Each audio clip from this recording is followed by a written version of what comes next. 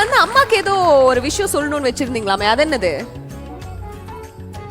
அவங்களோட டைலாக் நான் சொல்லணும். ஓ, அம்மாவோட டயலாக நீங்க சொல்லி காமிக்கணும்னா சரி, அப்ப அம்மா கிட்ட போய் சொல்லி காமிக்கிறீங்களா? போங்க அம்மா கிட்ட போங்க. டே, யார் சொத்தை யாருக்கு யார் எழுதி கொடுக்கறது? அனாதை பயலே. ஓ, இனிமேல் என்னால் பொறுத்துக்க முடியாது. என் பேத்தி அவனுக்கு கல்யாணம் பண்ணி கொடுக்கறத முடிவு பண்ணியே அப்போவே இந்த ஊரை கொட்டி யார் இந்த அனாதைன்னு சொல்லியிருப்பேன். ஆனால் இப்போ நீ பெத்த பையனுக்கு, என் பேரனுக்கு ஒரு வேலைக்காரன் பெத்த பொண்ணை கட்டி வைக்க திட்ட போடுறானே, இதுக்கு மேலே என்னால் முடியாது. டே, உன் அப்பன் இவன் இல்லை. இன்னும் சொல்ல போனால் உன் அப்பன்னு யாருக்குமே தெரியாது.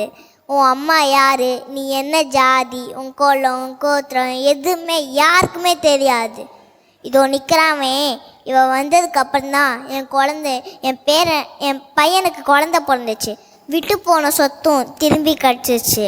இவன் வந்த நேரம்தான் எல்லாமேன்னு என் புள்ள நம்பி பரம்பரையா எங்கள் வம்சத்தில் பைய போடுற தங்க காப்பை இவன் கையில் போட்டு அழக பார்த்தா என் புள்ள.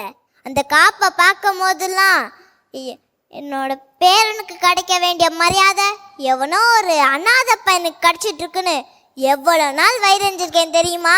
ஓ.